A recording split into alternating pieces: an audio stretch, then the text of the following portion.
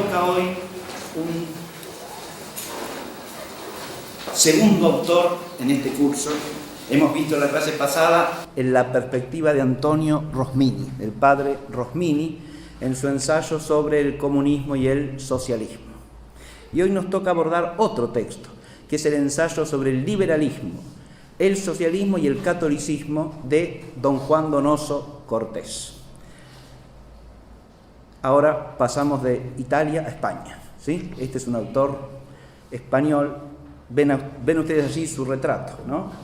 Don Juan Donoso Cortés, marqués de Valdegamas, que ejerció varios oficios diplomáticos, entre ellos el de embajador de España ante el gobierno de Francia, ¿no? Es el embajador de España en París.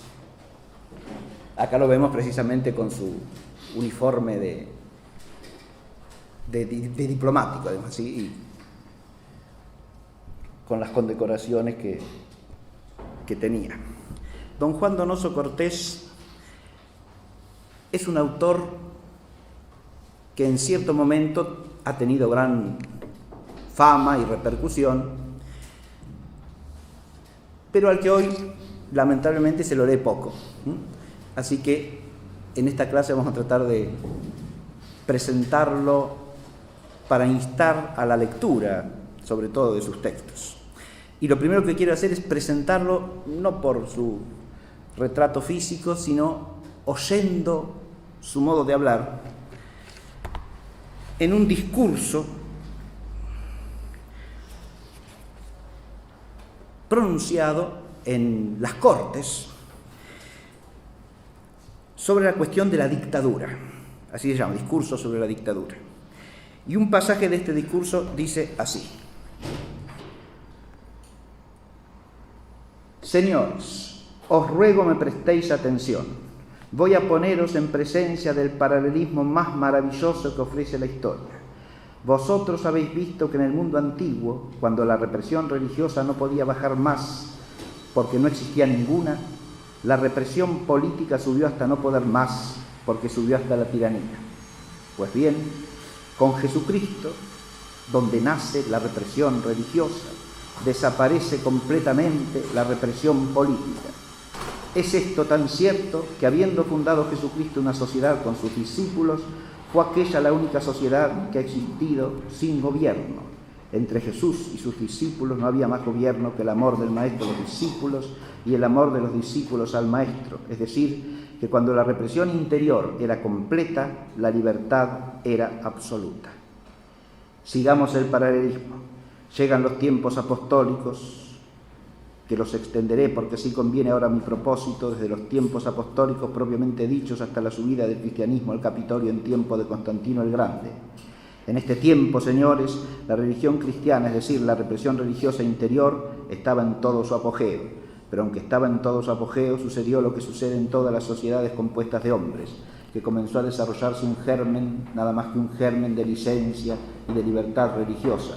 Pues bien, señores, observad el paralelismo. A este principio de descenso en el termómetro religioso corresponde un principio de subida en el termómetro político. No hay todavía gobierno, no es necesario el gobierno, pero es necesario ya un germen de gobierno. Así, en la sociedad cristiana entonces no había de hecho verdaderos magistrados, sino jueces árbitros y amigables componedores que son el embrión del gobierno. Realmente no había más que eso. Los cristianos de los tiempos apostólicos no tuvieron pleitos, no iban a los tribunales, decidían sus contiendas por medio de árbitros. Obsérvese, señores, cómo con la corrupción va creciendo el gobierno.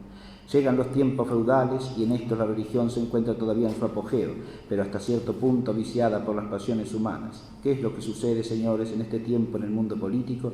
Que ya es necesario un gobierno real y efectivo, pero que basta el más débil de todos, y así se establece la monarquía feudal, la más débil de todas las monarquías. Seguid observando el paralelismo. Llega, señores, el siglo XVI. En este siglo, con la gran reforma luterana, con ese gran escándalo político y social, tanto como religioso, con ese acto de emancipación intelectual y moral de los pueblos, coinciden las siguientes instituciones. En primer lugar, en el instante las monarquías de feudales se hacen absolutas. Vosotros creeréis, señores, que más que absoluta no puede ser una monarquía. Un gobierno, ¿qué puede ser más que absoluto? Pero era necesario, señores, que el termómetro de la represión política subiera más, porque el termómetro religioso seguía bajando, y en efecto subió más. ¿Y qué nueva institución se creó? La de los ejércitos permanentes. ¿Y sabéis, señores, lo que son los ejércitos permanentes? Para saberlo basta saber lo que es un soldado. Un soldado es un esclavo con uniforme. Así pues, veis que en el momento en que la represión religiosa baja, la represión política sube al absolutismo y pasa más allá. No bastaba a los gobiernos ser absolutos, pidieron y obtuvieron el privilegio de ser absolutos y tener 1 millón de brazos. A pesar de esto, señores, era necesario que el termómetro político subiera más, porque el termómetro religioso seguía bajando, y subió más. ¿Qué nueva institución, señores, se creó entonces? Los gobiernos dijeron, tenemos 1 millón de brazos y no nos bastan, necesitamos más, necesitamos 1 millón de ojos, y tuvieron la policía, y con la policía 1 millón de ojos. A pesar de esto, señores, todavía el termómetro político y la represión política debían subir, porque a pesar de todo el termómetro religioso seguía bajando, y subieron. A los gobiernos, señores, no les bastó tener 1 millón de brazos, no les bastó tener 1 millón de ojos, quisieron tener 1 millón de oídos y los tuvieron con la centralización administrativa, por la cual vienen a parar al gobierno todas las reclamaciones y todas las quejas. Y bien, señores, no bastó esto, porque el termómetro religioso siguió bajando y era necesario que el termómetro político subiera más. Señores, ¿hasta dónde? Pues subió más. Los gobiernos dijeron, no me bastan para reprimir 1 millón de brazos, no me bastan para reprimir 1 millón de ojos, no me bastan para reprimir 1 millón de oídos, necesitamos más, necesitamos tener el privilegio de hallarnos al mismo tiempo en todas partes. Y lo tuvieron, y se inventó el telégrafo. Señores, tal era el estado de la Europa y del mundo cuando el primer estallido de la última revolución vino a anunciar a todos que aún no había bastante despotismo en el mundo, porque el termómetro religioso estaba por bajo de 0. Ahora bien, señores, una de dos. O la reacción religiosa viene o no. Si hay reacción religiosa, ya veréis, señores, cómo subiendo el termómetro religioso comenzará a bajar natural, espontáneamente, sin esfuerzo ninguno de los pueblos, ni de los gobiernos, ni de los hombres, el termómetro político. Basta señalar el día templado de la libertad de los pueblos. Pero si por el contrario, señores, y esto es grave, no hay la costumbre de llamar la atención de las asambleas deliberantes sobre las cuestiones hacia donde yo la he llamado hoy, pero la gravedad de los acontecimientos del mundo me dispensa y yo creo que vuestra benevolencia sabrá también dispensarme. Pues bien, señores, yo digo que si el termómetro religioso continúa bajando, no sé a dónde hemos de ir a parar. Yo, señores, no lo sé y tiemblo cuando lo pienso.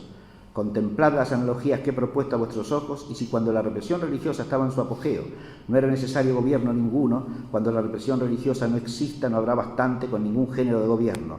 Todos los despotismos serán pocos. Bien. Este texto, tanto extenso, así como pedía disculpa Donoso, pido disculpas yo también, pero no sirve para presentar la persona de Donoso Cortés, ¿no? Si ustedes han oído con atención este discurso, habrán advertido que tiene un estilo deliberadamente paradójico, ¿sí? Donoso Cortés es profundo siempre y es profundo paradojalmente, con un estilo paradojal, que no es un estilo paradojal gracioso como el de Chesterton, por ejemplo, sino un estilo paradojal grave, austero, severo, pero siempre incisivo. En este pasaje que acabamos de oír, Donoso propone un vistazo histórico. Y yo no quiero hacer hincapié en los hechos históricos a los que alude, porque no es eso lo que quiero rescatar sustancialmente del pasaje, sino el principio que lo guía. Y el principio que lo guía es la contraposición entre lo que él llama represión política y lo que llama represión religiosa. ¿Y a qué se refiere con esto? Está hablando, por un lado, de un límite interior, a eso llama represión religiosa, un límite interior al ejercicio del libre arbitrio del hombre. Es interior en cuanto que tiene su centro de gravedad en una voluntad elevada por la gracia, en una inteligencia elevada por la gracia, en una inteligencia iluminada por la verdad revelada, en una voluntad fortalecida por la gracia y por las virtudes que vienen con la gracia. esa fortaleza que implica un gobierno sobrenatural. Eso sí, coincide con la máxima libertad en el sentido de la represión que viene de fuera, es decir, de la represión política, como la llama él acá. Una represión que implica una autoridad gubernativa que ponga en caja al hombre en cuanto se descarría, que le aplique un correctivo externo, ¿verdad? Siempre está hablando de una autoridad humana allí, ¿sí?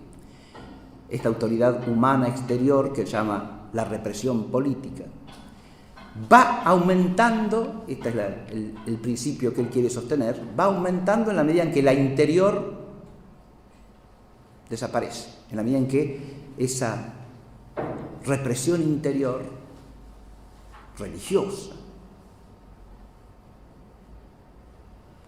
que se da en las personas va disminuyendo. La ley histórica que él propone sería, en la medida en que disminuye la conciencia religiosa, la virtud religiosa, aumenta el autoritarismo político, el despotismo y finalmente la tiranía. Y este primer principio que le está poniendo acá nos puede servir para iluminar el conjunto de lo que vamos a exponer a continuación. Al mismo tiempo que nos presenta la paradoja de que cuando la libertad está entregada profundamente a la verdad y al bien, entonces se hace una libertad auténtica y una libertad ordenada, una libertad que vive en el orden y que promueve el orden. En ese caso, la represión se hace mínima, la represión externa, la represión política. En cambio, cuando hay que gobernar a seres que no tienen principios de orden religioso, que no tienen ni verdad en la inteligencia, ni virtud en la voluntad, entonces, ¿qué sucede? Lo que Donoso dice es que aumenta la necesidad de la represión exterior. Fíjense ustedes que el texto tiene hasta inclusive, podríamos decir, una cierta clarividencia profética, ¿no? Porque él dice, no sé lo que va a venir de aquí en adelante. Si el termómetro religioso no sube, va a seguir aumentando, ¿no? Y él hace una progresión muy bien hecha de cómo el gobierno del Estado se va proveyendo progresivamente de más instrumentos de represión, ¿no? Ciertamente que no puede hacer alusión a los que existen hoy día con las tecnologías de hoy día, pero él dice, mirando hacia el futuro, no sé lo que vendrá y me produce un temblor enorme pensar en lo que puede venir, ¿no? ¿Qué tipo de tiranía tecnológica, mediática, global se puede venir? Ya eso lo agrego yo, ¿no? Refiriéndome al presente. Pero fíjense ustedes que a esos medios de los que él habla, en el siglo y medio que ha pasado entre este texto y nosotros, se han añadido muchos otros medios, ¿no? Yo he hecho recién alusión brevemente a algunos, pero hoy en día hay medios de control y de represión muy poderosos e incluso tanto más poderosos cuanto más sutiles son como medios de represión, ¿verdad? Más indirectos, pero profundamente eficaces. Y al mismo tiempo crece el desorden, que es lo que vemos todos los días, ¿no? Crece el desorden, porque esa represión no suprime el desorden, trata de combatirlo desde fuera, pero la raíz del desorden permanece, la raíz del desorden persiste, la raíz del desorden crece, se agiganta. Y esto es lo que llama Donoso el descenso del termómetro religioso, ¿sí? Donoso y Rosmini pertenecen al mismo mundo histórico, pero al mismo tiempo a mundos diferentes, ¿no? Quiero hacer una brevísima reflexión comparativa de estos dos autores. Son dos autores católicos que hemos tomado en relación con el tema del socialismo, del liberalismo.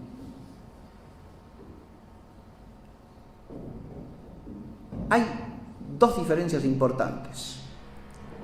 La primera de todas, ya la señalé al final de la clase pasada.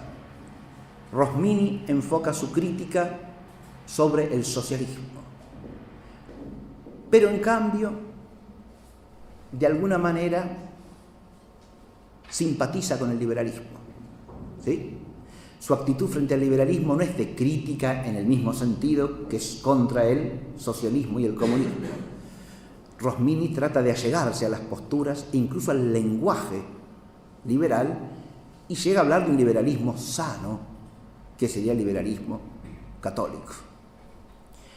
Advierte que desde el punto de vista histórico estamos en un contexto en el que esa posición que suele llamarse liberalismo católico ya ha emergido, ¿sí? Ya ha tenido una eclosión importante en Francia con Lamennais, de una forma extrema, ¿no? Y Rosmini no se adhiere, obviamente, a lo que podríamos llamar la posición lamennesiana, pero sí, en cambio, estaría en coincidencia o en sintonía con un Montalembert o un Lacordaire, que es lo que se llama el liberalismo católico moderado. Bien, de eso ya hablaremos en clase posterior. En cambio, Donoso ataca de frente tanto al liberalismo como al socialismo y los considera dos variantes de un mismo error fundamental que él llama el error racionalista. Desde este punto de vista, la perspectiva de Donoso es mucho más completa y mucho más sólida que la de Rosmini, porque ve en el liberalismo y en el socialismo dos variantes de un mismo error fundamental, que es lo que se corresponde auténticamente con la realidad de las cosas. La otra diferencia es que la crítica que hace Rosmini al socialismo es una crítica fundamentalmente filosófica. Si ustedes recuerdan la clase pasada, habrán advertido que el enfoque rosminiano es un enfoque fundamentalmente en el plano filosófico. Está muy bien hecho, porque pone de manifiesto el error básico antropológico que contiene el socialismo. Pero, al mismo tiempo, es un enfoque parcial, limitado. De nuevo, Donoso Cortés enfoca la cuestión más profundamente. ¿Por qué? Porque su enfoque es primariamente teológico. Es decir, no trata de hacer una crítica meramente racional del problema, sino una crítica desde la razón elevada, iluminada, transformada por la fe. Y ve el problema a la luz de la fe, de modo que su visión también por esto no solo es más completa, sino que es más profunda. El enfoque que hace Donoso va a principios teológicos y es lo primero que enuncia al comienzo del ensayo. El ensayo tiene tres partes. La primera parte es una exposición del orden del mundo visto a la luz de la fe, lo que podemos llamar el orden cristiano. La segunda parte plantea los problemas del bien y del mal y de cómo la cuestión del bien y del mal incide en la vida humana, social y política. ¿Y qué respuesta dan los liberales y socialistas al problema del mal en comparación con los principios cristianos acerca de esta problemática, de la existencia del bien y del mal en el mundo humano? Y la tercera parte se ocupa de la temática de la responsabilidad y la solidaridad en la vida social humana. Y esta problemática la enfoca en relación con el misterio del pecado original y de su transmisión. La temática anterior del bien y del mal, desde luego, la enfoca desde el misterio de la libertad humana y de la caída angélica y humana, ¿sí? Que es lo que explica la existencia del mal en el mundo de los hombres. el mal uso del libre arbitrio por la criatura racional. En el otro caso, para hablar de responsabilidad y solidaridad, va a la existencia en la humanidad no solo de los pecados personales, sino también de un pecado que es el de Adán, en el que todos somos solidarios, del que todos participamos, lo que muestra la unidad del género humano a lo largo de todos los tiempos y a través de todos los pueblos. Esta presentación de la temática la hago para que adviertan ustedes que eso que dije, hay un enfoque teológico, es claramente así, porque él siempre parte para exponer la verdad católica sobre el asunto social, político, familiar, económico, parte siempre de principios teológicos. En ese sentido, el enfoque de Donoso es un modelo de iluminar la cultura desde la fe. Su percepción de la temática teológica puede ser más o menos profunda, en general es sólida y honda también, pero el esfuerzo que él hace es el de pensar estos problemas a la luz de la revelación, a la luz de la fe cristiana, porque tiene la firme convicción de que ahí está la verdad en sentido pleno y que solamente desde esa verdad hay una solución auténtica para los problemas de la vida social. Esta es la convicción que tiene profundamente arraigada en su espíritu y que ejerce incluso como político práctico. Eso que leí hace un momento era un discurso en las Cortes, ¿está claro?, donde él es representante. De manera tal que, acá también hay otra diferencia con Rosmini, esta visión no es decir, bueno, una visión teológica para los ámbitos académicos, el hecho histórico es exactamente lo opuesto, ¿sí? El que habla más bien académicamente es Rosmini, ¿no? Y él se pone solo la restricción de hablar en un plano estrictamente filosófico de esos problemas. En cambio, Donoso, que de alguna manera está en el ámbito de la lisa política concreta, habla desde los principios más elevados de la teología.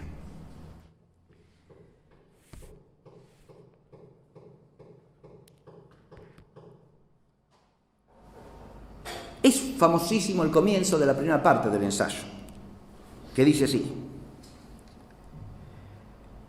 el señor Proudhon ha escrito en sus Confesiones de un revolucionario estas notables palabras: es cosa que admira el ver de qué manera en todas nuestras cuestiones políticas tropezamos siempre con la teología. Nada hay aquí que pueda causar sorpresa sino la sorpresa del señor Proudhon. La teología, por lo mismo que es la ciencia de Dios, es el océano que contiene y abarca todas las ciencias, así como Dios es el océano que contiene y abarca todas las cosas. Todas ellas estuvieron antes de que fueran y están después de creadas en el entendimiento divino, porque si Dios las hizo de la nada, las ajustó a un molde que está en él eternamente. Todas están allí por aquella altísima manera con que están los efectos en sus causas, las consecuencias en sus principios, los reflejos de la luz, las formas en sus eternos ejemplares. En él están juntamente la anchura de la mar, la gala de los campos, las armonías de los globos, las pompas de los mundos, el esplendor de los astros, las magnificencias de los cielos. Allí está la medida, el peso y número de todas las cosas, y todas las cosas salieron de allí con número, peso y medida. Allí están las leyes inviolables y altísimas de todos los seres, y cada cual está bajo el imperio de la suya. Todo lo que vive encuentra allí las leyes de la vida, todo lo que vegeta las leyes de la vegetación, todo lo que se mueve las leyes del movimiento, todo lo que tiene sentido la ley de las sensaciones, todo el que tiene inteligencia la ley de los entendimientos, todo el que tiene libertad la ley de las voluntades. De esta manera puede afirmarse sin caer en el panteísmo que todas las cosas están en Dios y que Dios está en todas las cosas. Bien, de acá parte el ensayo. ¿A dónde nos ha situado Donoso? Nos ha situado de un solo golpe en una perspectiva claramente teológica. Nos ha llevado a un ejemplarismo divino universal, ¿no? Todas las cosas existen antes en la inteligencia de Dios que en sí mismas. Allí está el ejemplar de todo lo que existe. Y nada existe, y nada tiene perfección alguna, sino en relación con ese ejemplar. Y no hay cosa que esté fuera de las leyes que proceden de ese ejemplar. Las leyes de la naturaleza entera, en toda su jerarquía, ¿no?, como la nombra Carlos Mini, proceden de el ejemplar divino, de la sabiduría eterna de Dios, de esa sabiduría creadora que es el fundamento del ser de todas las cosas. Y ahí están también, como dice él bien, llegando al hombre, la ley que rige toda inteligencia, la ley que rige toda voluntad y por lo tanto toda libertad. Ya con esa última parte del párrafo enfoca directamente las cuestiones sociales de las que va a tratar, ¿sí? Nos sitúa en la relación que tiene este ejemplarismo, como ejemplarismo que afecta a la vida espiritual, a la vida intelectual de los hombres sobre la dimensión social y política. Por eso dice muy bien, es decir, si uno parte de esta verdad, lo único que puede asombrar es el asombro del señor Proudhon, como dice, ¿no? Es decir, lo asombroso es que se asombre. ¿Cómo detrás de toda cuestión política nos topamos con una cuestión teológica? Por supuesto, sin duda. Detrás de toda cuestión humana nos topamos con una cuestión teológica, ciertamente, absolutamente. El problema es que se la perciba o no se la perciba y se la entienda rectamente o no.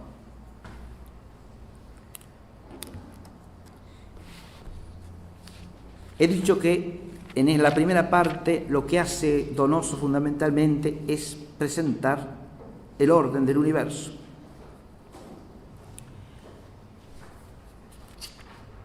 A partir de este ejemplarismo hace pie luego en cómo la sabiduría cristiana, es decir, la sabiduría que viene de Cristo, plenitud de la revelación,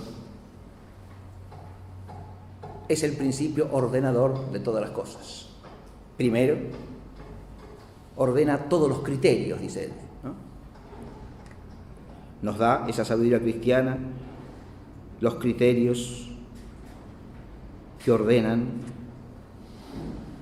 las ciencias, los criterios, es decir, los distintos saberes que pueden iluminar la inteligencia del hombre, los criterios que ordenan y rigen la voluntad a través de todo el orden de las virtudes en la vida privada y pública.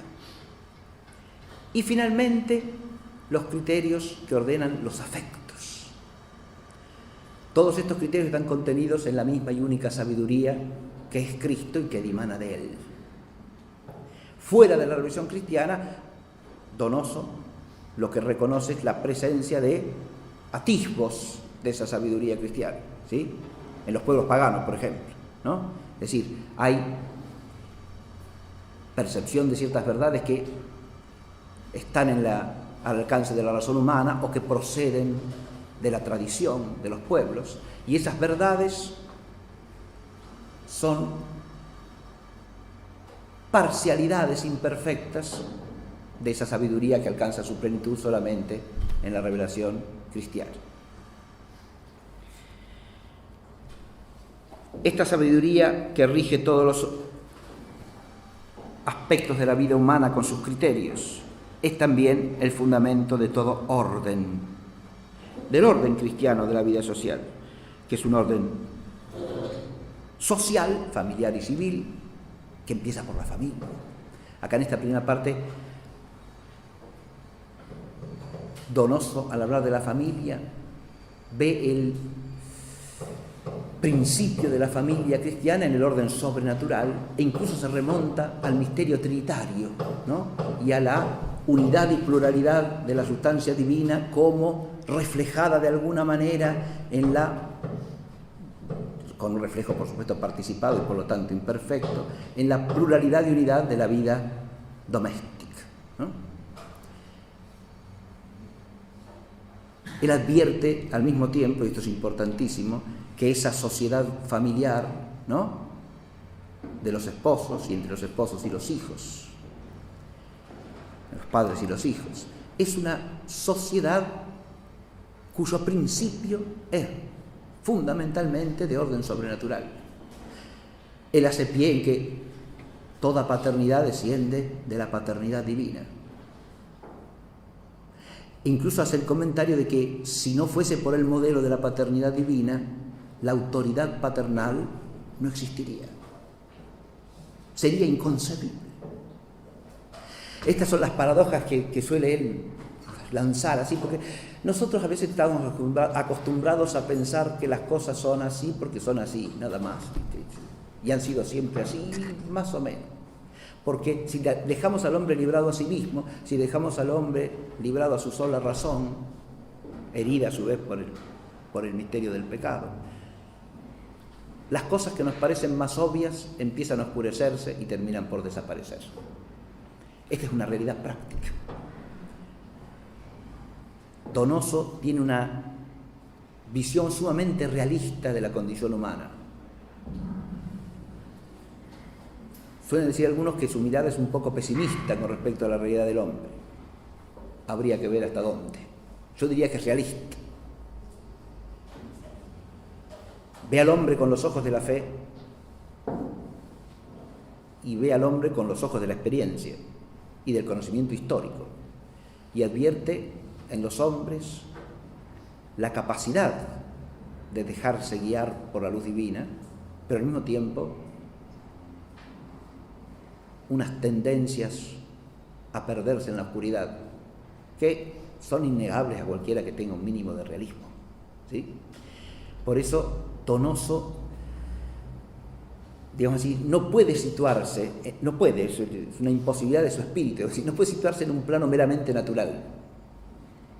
Y eso creo que es una gran virtud de su inteligencia y de su espíritu práctico. No puede situarse en un plano meramente natural. Ver las cosas solamente a la luz de la razón, digamos así, ¿no?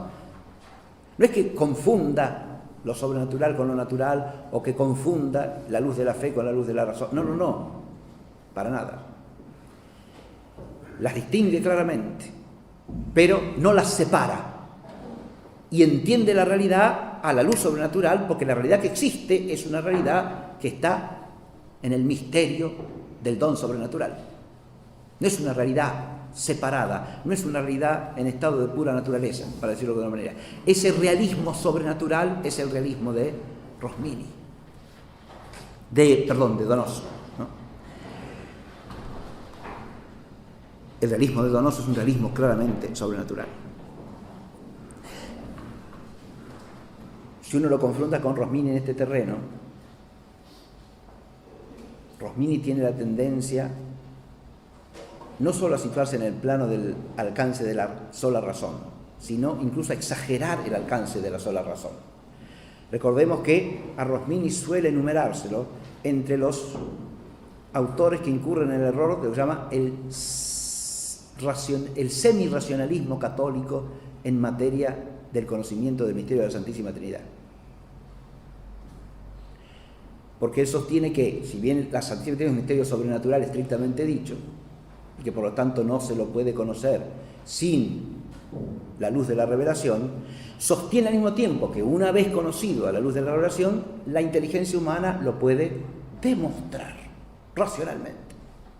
O sea, en el fondo no reconoce que es un misterio sobrenatural estrictamente dicho, lo trata como un misterio sobrenatural en sentido lato, pero que la razón humana puede positivamente demostrar.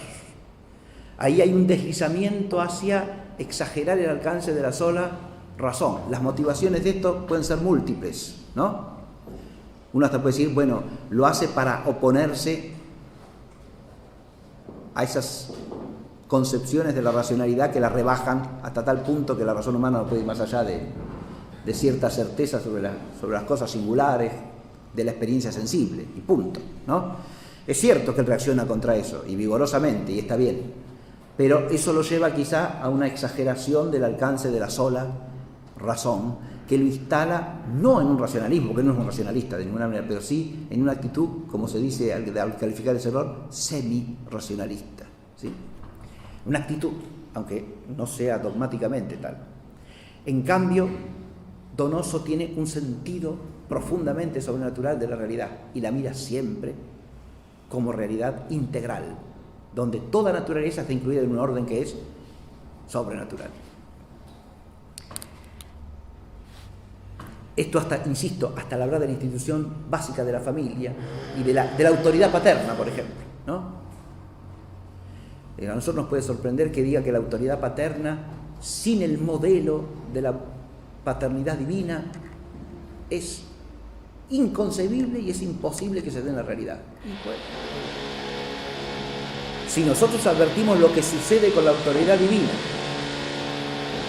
en las sociedades, la autoridad paterna, en las sociedades que expulsan de sí a Dios, que expulsan la noción de la divina paternidad, subsiste la paternidad humana, subsiste en su sentido propio, subsiste la autoridad paterna. Hasta hace unas pocas décadas o años vivíamos de las joyas de la abuela, como suele decirse, ¿sí? De una tradición heredada. Pero hoy día ya no estamos en nuestra propia sociedad, ¿no? De raíces católicas. El deterioro de la autoridad paterna. Y si nosotros lo miramos desde la perspectiva de Rosmini, eso está asociado profundamente ¿a qué? Al descenso del termómetro religioso, diría Donoso, ¿sí? Donoso, perdón. Estoy mezclando los nombres cada rato, pero se entiende. Estoy hablando de Donoso. Donoso lo que sostiene es esta relación vital constante entre el vigor, digamos así, de la luz de la fe presente en la vida social y el orden auténtico de todas las cosas, de la familia, de las relaciones privadas entre los hombres, de la autoridad política, de la vida económica y de la vida religiosa. Todo eso forma un orden total. En cuanto se altera el fundamento religioso de ese orden empieza a desmoronarse, empieza a venirse abajo.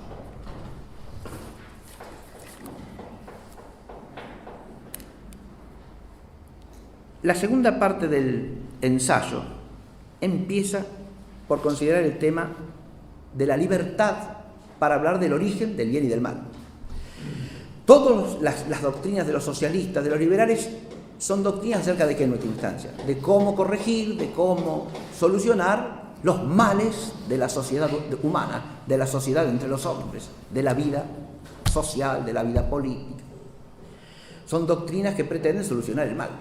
Entonces, lo que Donoso claramente nos enseña y nos advierte es que para sostener posturas que pretenden ser soluciones acerca del problema del mal, en el trasfondo habrá una cierta concepción de cuál es el origen del mal, una cierta concepción de lo que es el bien, de lo que es el mal y de dónde el mal trae su origen, ¿está claro? Y advierte al mismo tiempo que si uno es cristiano, sabe dar una respuesta a ese problema. O no tenemos ninguna luz acerca de dónde viene el mal en la vida de los hombres. ¿La revelación nos enseña esto? Claro que sí.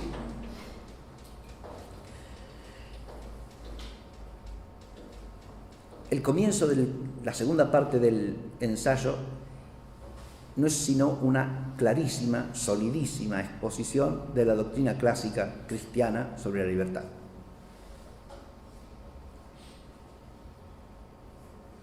Partiendo de la esencia de la libertad.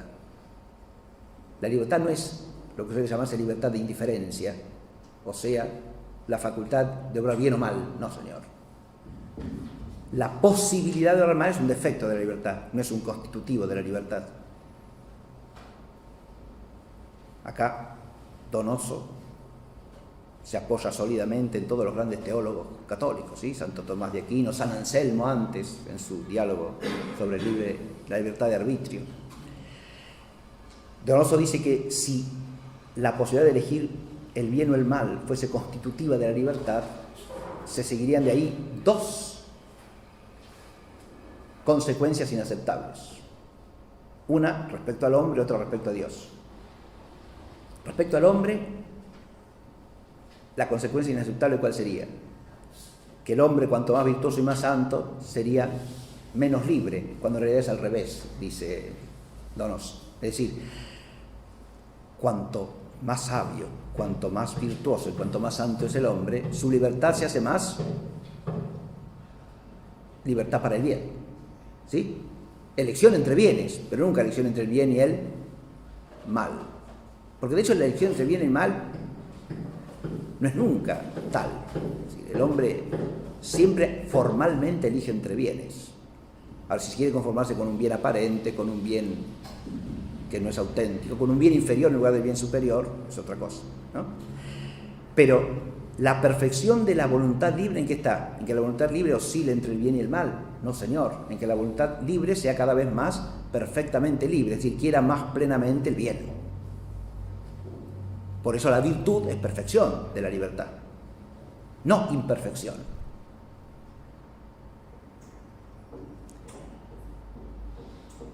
La otra consecuencia inaceptable es que si poder elegir entre el bien y el mal fuese constituido de libertad, no podríamos predicar la libertad como atributo divino, porque Dios no puede querer sino el bien. Pero Dios es absolutamente libre en relación con cualquier efecto creado. ¿Está claro? La libertad divina es soberana para hacer existir o no existir a cada criatura. De manera tal que la libertad no está constituida por lo que se llama en el lenguaje escolástico la libertad de indiferencia. Ese es un defecto de la libertad. El poder elegir el bien o el mal es un defecto de la libertad finita del hombre y de la libertad finita del ángel. No es su constitutivo, es su defecto, es su imperfección. Fíjense que, de nuevo, acá se está elevando tanto filosófica como teológicamente. Yo dije, la perspectiva de Donoso hace pie primariamente en el dato revelado, pero también tiene una sólida formación filosófica, ojo, ¿sí? Que en este caso de la exposición de lo que es la libertad se manifiesta solidísima en Donoso. ¿Por qué se remonta al tema de la libertad al comienzo de la segunda parte del ensayo? Porque, insisto, esta segunda parte está dedicada al tema del origen del bien y del mal. Y por la fe sabemos que el origen, dice Donoso, de todo mal auténticamente tal, o sea, mal moral en el mundo, es el mal uso de la libertad de arbitrio, ya sea de la criatura angélica, ya sea de la criatura humana, y de hecho, de ambas. Por ahí es donde se introduce el mal. Mal que tiene un doble aspecto, dice Donoso. Mal que tiene un doble aspecto, dice Donoso. Se llama por un lado pecado como mal moral y se llama muerte como mal físico, ¿no? Al tocar al hombre, ese mal toca tanto lo espiritual como lo material, ¿verdad? Tiene una doble cara, una doble faceta, dos dimensiones, digamos. Bien. El liberalismo y el socialismo son también teorías que pretenden explicar el mal, ¿sí? Pero, primero, ¿cómo lo explican?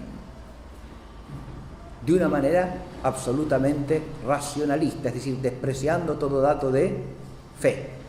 Primera cosa. Y ahí coinciden plenamente.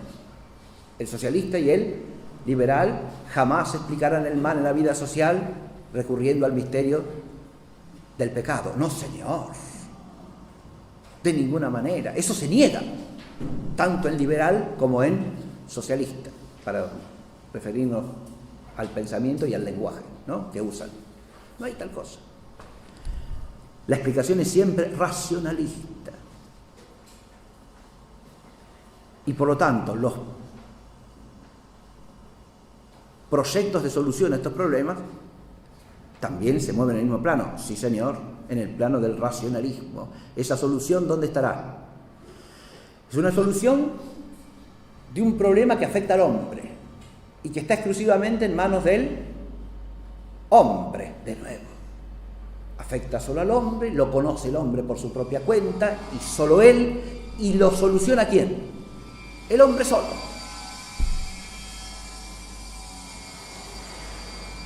¿Cómo enfocan el problema los liberales? Rosmini ha dicho que Rosmini ha dicho que el liberalismo es algo sano, porque el liberalismo exalta la libertad, que es algo que la Iglesia siempre ha promovido. Ahora, si enfocamos esa expresión desde la perspectiva de Donoso, la expresión no funciona porque está jugando con un equívoco. ¿Sí? El liberalismo exalta la libertad que la Iglesia siempre ha defendido. No, señor. No. Exalta otra libertad y un concepto de la libertad totalmente distinto. Porque exalta una libertad que también exalta el socialista. Es la libertad que consiste en que el hombre es el único hacedor de su destino. Es la libertad concebida como autoposesión y autodominio absoluto que el hombre tiene sobre sí mismo, sobre la vida social, sobre la vida política, sobre el destino de la humanidad. Libre quiere decir eso ahora. Autónomo, no heterónomo, para decirlo en kantiano, ¿sí? Que dicho sea de paso es uno de los padres del liberalismo, ideológicamente hablando, ¿sí? El hombre autónomo, no heterónomo. No admite una ley que le viene de fuera y de más arriba. Él mismo es su propia ley, su única ley. Y cualquier otra cosa atenta contra la libertad. Ahora, libertad no significa libertad. ¡Ah!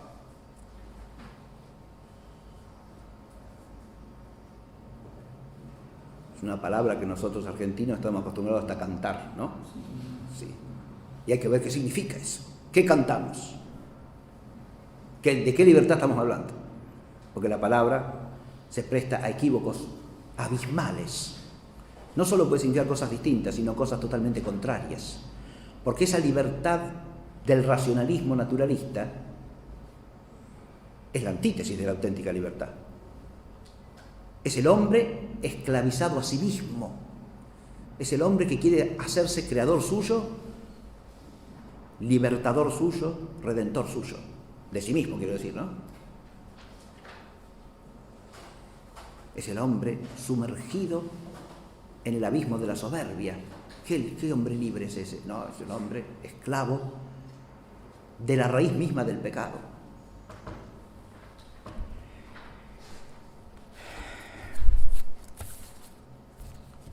El enfoque de los liberales y de los socialistas en esta materia es distinto, según Donoso, porque al enfocar este problema del bien y del mal, los liberales se sitúan en el plano, en general, de una actitud deísta, dice Donoso. No niegan a Dios en relación con la sociedad política y la sociedad humana, pero es el Dios deísta. Es un Dios que no es Dios. Ahí nos topamos con un problema teológico, diría Proudhon, en nuestras cuestiones políticas. Sí, claro, evidente. Porque el Dios del liberalismo, dice Donoso, está puesto como un garante de ciertas leyes o de ciertas, acá aparece Kant, ¿no? Un garante de ciertas leyes, de cierta moralidad. Pero esas leyes y esa moralidad son las que vienen de Dios. No, señor. Son las que pone el hombre. Dios está ahí nada más que como una especie de testigo del orden que el hombre establece. Es un Dios que no es Dios, se advierte. Es un Dios que viene a ser una especie de instrumento del hombre para atestiguar cierto fundamento inicial o original del orden. Pero el orden, ¿quién lo pone y quién lo construye? La autoridad humana, la autoridad política de los hombres. Ese deísmo, opuesto al auténtico teísmo, al reconocimiento de Dios como Dios, es absolutamente inestable, dice Donoso, y tiene razón. no es nada más que un paso hacia el panteísmo y el ateísmo, que es el fundamento de las soluciones socialistas. Fíjese, pero él lo enfoca todo desde la concepción de la divinidad que se da en una corriente y en la otra, ¿sí? Los autores liberales tienden al deísmo, los autores Locke, Kant, bastan como ejemplos, ¿sí? Los autores liberales tienden al deísmo, los fisiócratas franceses también, ¿sí? Quesnay, por ejemplo, ¿sí? Adam Smith, liberalismo económico clásico inglés, ¿no? Está bien, es así. Vamos a, ya que los nombré. Acá está Donoso es un retrato de Donoso junto con Balmes. Es un retrato ideal, ¿no? No es el padre Balmes y Donoso. Bueno, acá tenemos, ya que estoy hablando un poco de liberalismo, personajes claves en la ideología liberal, ¿no? Ya como el otro día mostré algunos retratos socialistas, ¿no? Hablando del ensayo de Rosmini. Acá tenemos a John Locke, ¿no? Que es el gran padre del liberalismo inglés, asociado a la llamada Revolución Gloriosa de 1688, ¿no? Madre de todas las revoluciones liberales, habidas y por haber. Bien, acá tenemos a John Locke.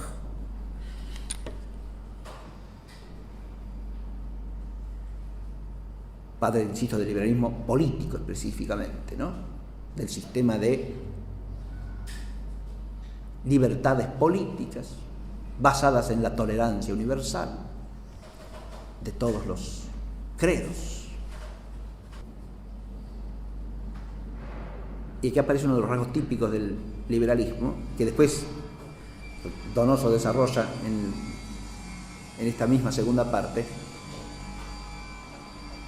La solución de los problemas humanos pasa para los liberales fundamentalmente por el régimen político. ¿Qué es lo que corrige los problemas? La forma de gobierno. ¿Está claro? Usted tiene una cierta forma de gobierno y eso ya le soluciona todos los problemas. Usted organiza las instituciones políticas según el régimen de las libertades y ya la sociedad será buena, ¿sí? No toda sociedad es buena, no, claro, no, solamente la que está políticamente organizada de modo liberal, ¿sí? Ya usted establece el régimen liberal y la sociedad ha solucionado sus problemas. Bien. Al lado del joven Locke tenemos a Voltaire, ¿sí? Voltaire, Locke y Voltaire, ¿sí? Allá, arriba, a vuestra diestra, ¿sí? Ese es Voltaire joven. Los retratos más habituales de Voltaire son de Voltaire viejo, pero este es joven acá. Bien. Voltaire es otro gran ideólogo del liberalismo, en que se advierte nítidamente los fundamentos naturalistas, racionalistas y anticristianos del liberalismo. ¿Está? Y en Voltaire mismo se da eso que dice Donoso, algunos textos de Voltaire parecen ser deístas, pero otros son claramente ateístas, ¿no? De manera tal que el propio Voltaire es un ejemplo claro de la inestabilidad del deísmo, porque el deísmo afirma un Dios que no es Dios, entonces es nada más que un primer pasito para la negación, ¿no? Los que están abajo son economistas liberales. Quesnay, padre de la fisiocracia. ¿La fisiocracia está vinculada al liberalismo? Claro que sí, porque recordemos que la fisiocracia quiere decir poder de la naturaleza, ¿no? ¿Cómo solucionamos la vida social? El poder a la naturaleza al poder. Bien, eso es la fisiocracia. La naturaleza. Dejemos que las leyes naturales lo solucionen todo. La economía, el problema es este, la economía como sistema de producción, de distribución de bienes, si la dejamos sola, funciona maravillosamente. No hay que intervenir, no hay que meterse en esas cosas. Fíjense que como la economía es básicamente un conjunto de relaciones entre personas humanas, con actos humanos libres y voluntarios, decir eso es amoralizar la economía, ¿no? La economía va a funcionar por sí sola como el crecimiento de la plantita aquella, ¿no? Por supuesto que hay una naturaleza de la economía, pero consiste en que es un orden moral, no en que es un orden que brota como el pasto de la pradera pampeana, ¿no? No, señor, no es así. El otro es el joven Adam Smith, ¿sí? Padre de lo que se llama el liberalismo clásico económico. Adam Smith era menos entusiasta respecto de las virtudes de la naturaleza, pero propiciaba igualmente la máxima libertad posible compatible con el orden, ¿sí? Que es el lema del liberal constante, ¿no? La mayor libertad posible compatible con el orden. ¿Sí? Hay que ponerle límite a la libertad en la medida en que tiende al caos, ¿sí? Entonces hay que ponerle cierto límite externo. Y acá tenemos dos personajes que son interesantísimos ambos. El que está a la izquierda, un poquito más alto, es Thomas Paine, uno de los padres de la independencia norteamericana, ¿sí? Thomas Paine es un autor interesantísimo dentro de la tradición liberal. Es un típico liberal republicano, antimonárquico, promotor de la igualdad, la libertad, la fraternidad, en el sentido racionalista. Pero al mismo tiempo es una figura transicional entre liberalismo y socialismo, porque sostiene la necesidad de respetar, por un lado, la propiedad privada. En eso no es socialista. La propiedad privada la defiende y es un derecho que hay que respetar. Pero tiene que ser una propiedad privada regulada y distribuida por leyes que garanticen un orden justo, leyes humanas que garanticen un orden justo en el uso de la propiedad. Ahí ya abre una puerta a la visión socialista, ¿no? Como Donoso en eso también tiene una visión profundísima, ¿no? Respecto al tema de la propiedad, sostiene los liberales defienden la propiedad privada, pero suprimen lo que llama Donoso la solidaridad familiar. O sea, suprimen a la familia como fundamento de la vida social al proclamar un igualitarismo asocial entre todos los miembros de la comunidad. Por eso dice, lo primero que hacen los liberales cuando toman el gobierno de una sociedad es suprimir el mayorazgo, él se refiere a España, ¿no? Suprimir las leyes de mayorazgo, suprimir la propiedad monástica. A la institución familiar en el orden cristiano la ve en dos planos, Donoso: la familia biológica, ¿no? Los padres y los hijos, y la familia monacal, que es una familia de orden sobrenatural. Es la proyección del concepto de familia en el orden de la vida religiosa, ¿no? Está la familia y está la familia monástica. Y la propiedad privada, dice Rospini, se justifica, tiene su razón de ser en esto, en la existencia de la familia, porque la propiedad privada es para la familia y es un derecho de la familia y de su orden y de su existencia y de su crecimiento. Cuando usted niega las leyes familiares de la propiedad privada, las leyes eclesiásticas de la propiedad monástica, o sea, desamortiza, para decirlo, Mendizábal en el 35, ¿sí? Desamortiza y suprime el mayorazgo, como dice Donoso. De ahí a la supresión de la propiedad privada no hay más que un pasito, porque usted ya la suprimió en su raíz, la suprimió en su fundamento, la suprimió en la causa y justificación de la propiedad privada, entonces ya la ha suprimido. Aunque usted la defienda de palabra, usted es un socialista.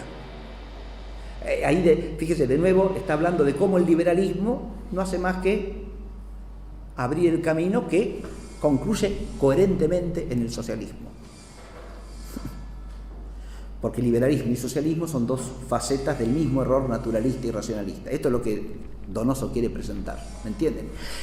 Si usted le quita a la propiedad privada el fundamento moral, y ese fundamento moral está en que es un instrumento para la vida familiar, si le quita ese fundamento moral, le quita su fundamento jurídico. Esto es lo que está diciendo. ¿Se dan cuenta? Nada más y nada menos. Thomas Paine es y el otro personaje es John Stuart Mill. John Stuart Mill también es un ideólogo del liberalismo, pero fíjense ustedes, el liberalismo de Stuart Mill da origen al uso que hacen los norteamericanos. Esto es inglés este hombre, ¿no? Pero los ingleses y los norteamericanos, cuando dicen liberal, están diciendo lo que nosotros llamaríamos un socialista, un hombre de izquierda con ideas proteccionistas, con ideas distribucionistas, con ideas de atención a las necesidades de los más pobres, ¿sí? En Estados Unidos liberal significa eso, ¿sí? Los liberales son el ala izquierda del Partido Demócrata, digamos así, y del Partido Republicano también. Son liberales. En el Partido Republicano hay menos, pareciera, que en el Demócrata. Hoy día. En otras épocas era al revés. Y dependiendo de dónde, en qué estado. Pero cuando dicen liberal al modo de Stuart Mill, porque Stuart Mill, siendo un hombre que defiende la economía en el sentido liberal de Adam Smith, es al mismo tiempo, en terreno político, un hombre que sostiene la necesidad de instituciones organizadas por el Estado que atiendan las necesidades sociales. ¿Está claro? Combinación típicamente inglesa, por otra parte. Hay instituciones de la corona que atienden necesidades sociales para paliar dificultades, pero siempre dentro de un régimen de libertades políticas y económicas. Entre las medidas que son típicamente socialistas que propone Stuart Mill en el orden político, está nada más y nada menos que el control de la natalidad.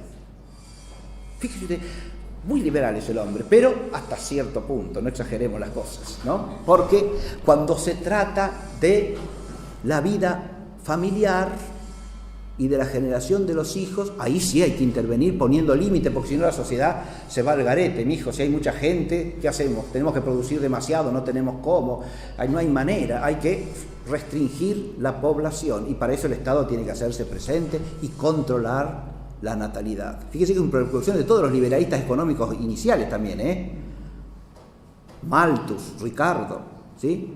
Es un tema fundamental.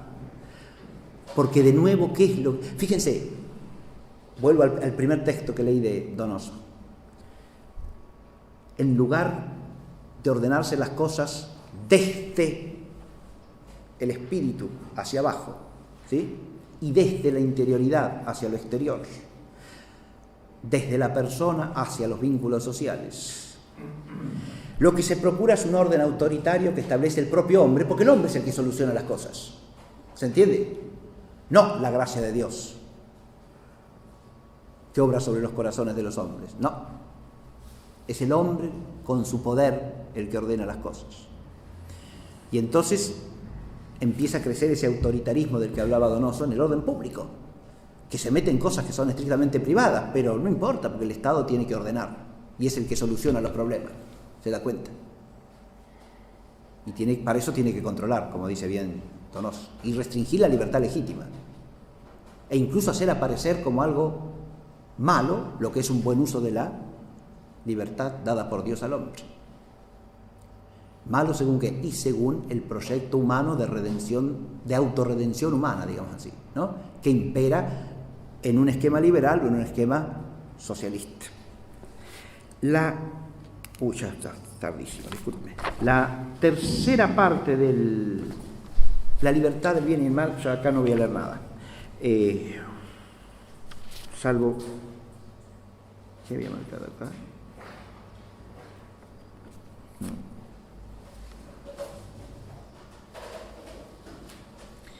Leo esto, sí, este parrafito sí, porque es breve y tiene que ver con esto que yo estaba diciendo recién. Dice así Donoso: las teorías racionalistas, es decir, liberalismo y socialismo, condenan toda reforma moral del hombre como inútil y como insensata. Y así, la una como las otras son consecuentes en sus condenaciones. No se trata de una reforma moral. La reforma o es política, según el liberalismo, o es social, según el socialismo, ¿sí? El liberalismo dice, hacemos tal régimen político, el régimen de las libertades, y se solucionan los problemas, los males de la vida social humana. El socialismo dice, reformamos la sociedad, la estructura de la sociedad, ¿no? El orden social completo, desde la familia en adelante, rearmamos todo, ¿no? Y entonces la sociedad funciona bien. Cambiamos la estructura social y solucionamos los problemas. Esto también se aplica al marxismo, claramente, ¿no? De nuevo, Donoso escribe antes del marxismo, ¿sí? El ensayo de Donoso está publicado en el 1851 y ya estaba concluido a mediados del año 1850, ¿sí? Sabemos eso porque él le da todo el manuscrito a Veuillot, que era el director de L'Univers, un diario católico que en Francia en esa época, muy combativo, muy aguerrido, ¿no? Y Veuillot hace comentarios sobre el libro ya en toda la segunda mitad del año 50, ¿sí? Pero la publicación es del año 51. Se lo da Veuillot porque él estaba en Francia, ¿no? Porque dije que era embajador de España ante Francia. Volvamos a Donoso, ¿no? Esto, ahí, bien.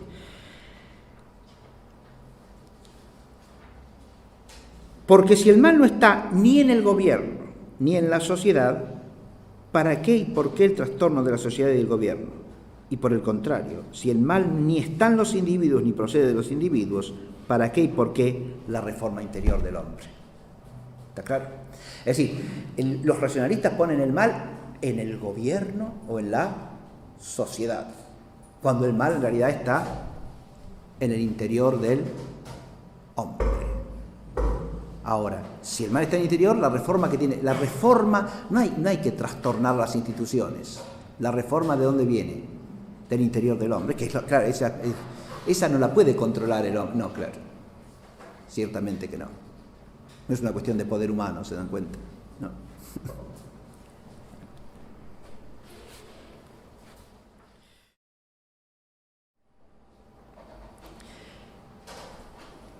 El liberalismo y el socialismo se enfrentan también en el tercer capítulo, la tercera parte del ensayo, con la visión católica. Acá, ¿a qué pasa Donoso? Pasa el tema no ya de cómo solucionar el problema del bien y del mal en la vida social, sino más bien a la cuestión o a la problemática de la solidaridad y de la responsabilidad en la vida social. ¿Cómo se combinan estas dos cosas? ¿No? Fíjese que esta es un enfoque muy original y muy profundo a la problemática que suele esquematizarse en individualismo y comunitarismo, ¿no? Porque la responsabilidad es primariamente de los individuos, ¿no? La solidaridad implica que los individuos humanos estamos llamados a una actividad común, a un destino común, a un bien común, y que lo que hacemos unos repercute en los otros, somos solidarios, ¿sí? Entre nosotros. Acá es donde Donoso se remonta a ¿qué cosa? Al misterio de la transmisión del pecado original. Claro. Acá la luz de la fe nos pone ante una cosa que a la sola razón puede causarle escalofrío, dice Donoso. ¿Cómo es esto? ¿Por qué el pecado de uno pasa a todos? ¿Qué es esto? Para una mentalidad individualista eso es absolutamente incomprensible.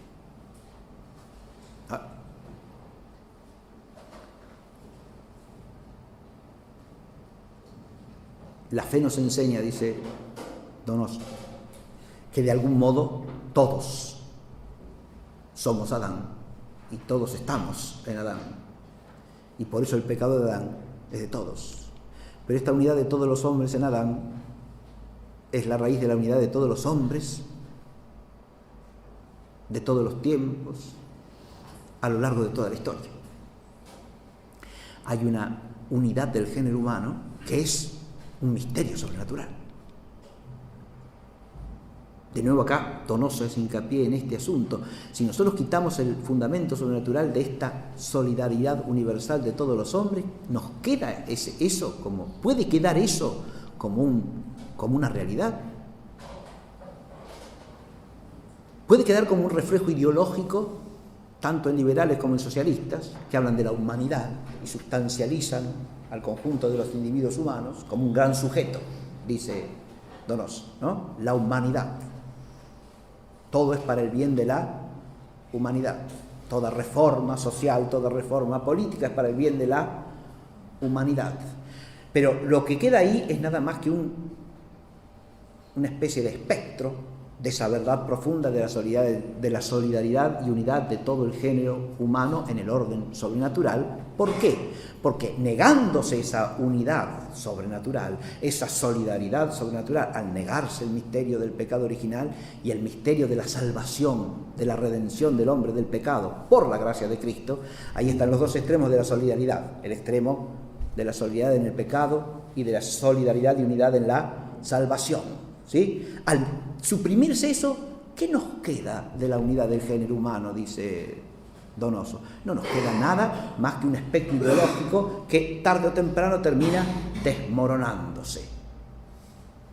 Y él señala distintos escalones en ese desmoronamiento, porque las solidaridades del género humano son múltiples, son una trama de solidaridad. Está la solidaridad familiar, está la solidaridad de un pueblo, está la solidaridad de las familias más amplias, sean de orden natural, sean de orden sobrenatural, como las familias monásticas, que dice.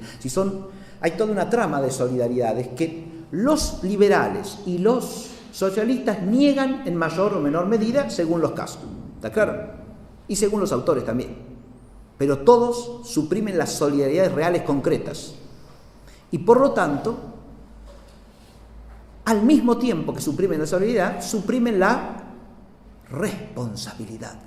Porque la responsabilidad concreta tiene su raíz, obviamente, en la libertad del hombre, pero una libertad de hombres que viven en unidades en comunidades solidarias. O sea, una libertad ordenada según la solidaridad real de estas comunidades. Cuando está la libertad humana, la saca de ahí, la desquicia por completo. Es la libertad de una ficción que es el individuo aislado, ¿no? Que en realidad es el individuo desamparado o el individuo fuera de la comunidad humana, que es lo que tiende a generar tanto el liberalismo como el socialismo. La responsabilidad no está en el hombre, que es el que tiene que hacer la transformación. No. ¿Por qué dice esto Donoso? Porque ni el liberalismo ni el socialismo entienden los males de la sociedad como una responsabilidad del hombre. Es algo que le afecta al hombre y es algo que el hombre puede solucionar. ¿Pero qué hombre? Y ahí está el quiebre total de la responsabilidad y de la solidaridad. Porque el hombre que aplica la receta revolucionaria es un hombre, y el que la recibe, que es otra especie de ser, ¿qué es ese? ¿Es hombre o no es hombre? En realidad tenemos infrahombres y superhombres, pero hombres en ninguna parte. Esto es lo que señala muy bien Donoso. Es decir, el liberalismo y el socialismo suprimen la solidaridad y la responsabilidad del hombre en relación con el misterio del pecado y con el misterio de la salvación, y al suprimir esto deshacen la responsabilidad y la solidaridad humana juntamente, con distintos grados y de distintos modos.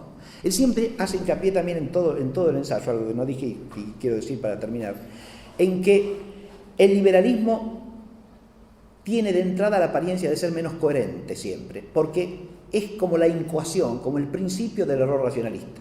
Todavía permanece pegado a ciertas verdades católicas desnaturalizadas, ¿no? ¿Está claro? Mientras que el socialismo lleva al extremo la mentalidad racionalista y naturalista. Al llevarla al extremo la hace intrínsecamente más coherente, lo cual no quiere decir que sea coherente, dice Rosmini, porque la coherencia en el error no es auténtica coherencia. Primero, porque el error siempre implica alguna contradicción intrínseca. Y segundo, ¿por qué? Porque la coherencia suprema no es la coherencia intrínseca de lo que los hombres decimos, sino la correspondencia con la realidad. Y eso no se da ni en el error liberal, ni en el error socialista. E incluso en el error socialista se agrava el carácter de error porque hay coherencia en el error.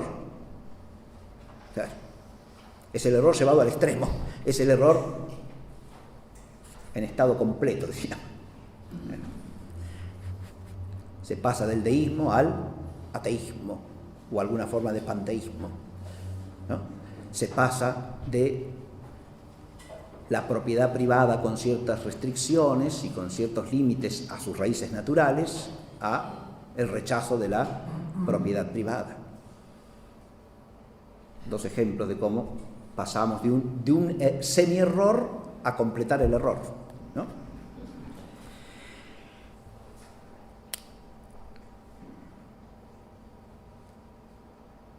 Yo había puesto como segunda parte de la clase lo que he ido desarrollando a lo largo de toda la exposición y no hago más ahora que leer estos puntos para traerlos a la memoria de ustedes, ¿no?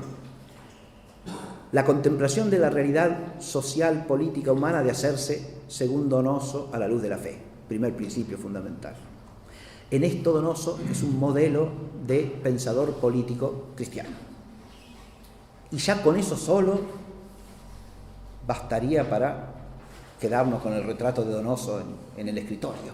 Porque, fíjese usted que es lo que hoy día no se hace jamás. Pensar la realidad política a la luz de la revelación. Puede que haya algún católico que se ocupe de política ahora, que piense la política de los misterios de la fe. Eso es un problema, ¿no? Pequeño problema, no pequeño. La fe, la teología y la filosofía van unidas en Donoso, inseparables. No se puede hacer una visión meramente filosófica de la realidad. La visión filosófica cristiana es siempre eminentemente teológica. Él lo dice al hablar de los influjos. Hay una parte en la que tiene que ver con la fe y la historia. Donoso, como realista que es, une la contemplación teológica con la contemplación histórica. Porque cuando habla de un orden cristiano en sentido esencial, lo ve reflejado en la historia y en la civilización cristiana. Y él hace un elogio conmovedor de los bienes de la civilización cristiana, ¿no?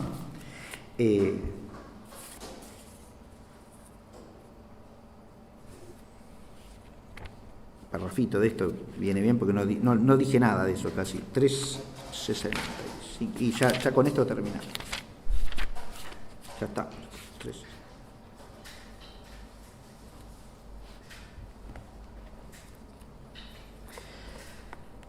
Bajo su imperio fecundísimo, el de la civilización cristiana, ¿no? Han florecido las ciencias, se han purificado las costumbres, se han perfeccionado las leyes y han crecido con rica y espontánea vegetación todas las grandes instituciones domésticas, políticas y sociales. Ella no ha tenido anatemas sino para los hombres impíos, para los pueblos rebeldes y para los reyes tiranos. Ha defendido la libertad contra los reyes que aspiraron a convertir la autoridad en tiranía y la autoridad contra los pueblos que aspiraron a una emancipación absoluta y contra todos los derechos de Dios y la inviolabilidad de sus santos mandamientos. No hay verdad que la Iglesia no haya proclamado, ni error a que no haya dicho anatema. La libertad en la verdad ha sido para ella santa y en el error, como el error mismo, abominable. A sus ojos el error nace sin derechos y vive sin derechos, y por esa razón ha ido a buscarle y a perseguirle y a extirparle en lo más recóndito del entendimiento humano. Y esa perpetua ilegitimidad y esa desnudez perpetua del error, así como ha sido un dogma religioso, ha sido también un dogma político proclamado en todos los tiempos por todas las potestades del mundo. Todas han puesto fuera de discusión el principio en que descansan. Esto es lucidísimo, es esto. Todas, sin excepción, todas las potestades del mundo fíjense, todas han puesto fuera de discusión el principio en que descansan. Todas han llamado error y han despojado de toda legitimidad y de todo derecho al principio que les sirve de contraste. Todas se han declarado infalibles, así propias, en esa calificación suprema, y si no han condenado todos los errores políticos, no consiste esto en que la conciencia del género humano reconozca la legitimidad de ningún error, sino en que no ha reconocido nunca en las potestades humanas el privilegio de la infalibilidad en la calificación de los errores. Fíjense qué luminosidad tiene el hombre. Sí, yo he tratado de leer bastante en esta clase porque, primero porque el estilo de Donoso es muy difícil de transmitir con una exposición que lo resuma, ¿no? Pero además porque los textos, para ser explicados auténticamente, requieren un largo tiempo, porque tienen una enorme riqueza de contenido, ¿sí? Es un gran escritor Donoso, escribe un castellano magnífico, pero en esa prosa tan suelta que tiene, dice muchas cosas en pocas palabras, ¿sí? Bueno, con esto vamos a dejarlo y lo único que anticipo es esto. La clase próxima vamos a enfrentarlo con un autor que le va a dar otra vuelta de profundidad al enfoque, ¿no? Fíjense que hemos ahondado hoy, porque desde la visión de Rosmini a la de Donoso hay una profundización enorme en cuanto a la crítica desde la verdad católica del liberalismo y el socialismo. La clase próxima vamos a tomar un autor francés, ahora vamos a otra nación primaria de la cristiandad católica de Europa, ¿no? Estamos en Italia, España, y ahora nos toca Francia. Y este autor se llama Auguste Nicolas, y Nicolas hace un examen teológico e histórico al mismo tiempo del origen del liberalismo y del socialismo. Ese es el tema que nos aguarda en la clase próxima. Muchas gracias por la paciencia.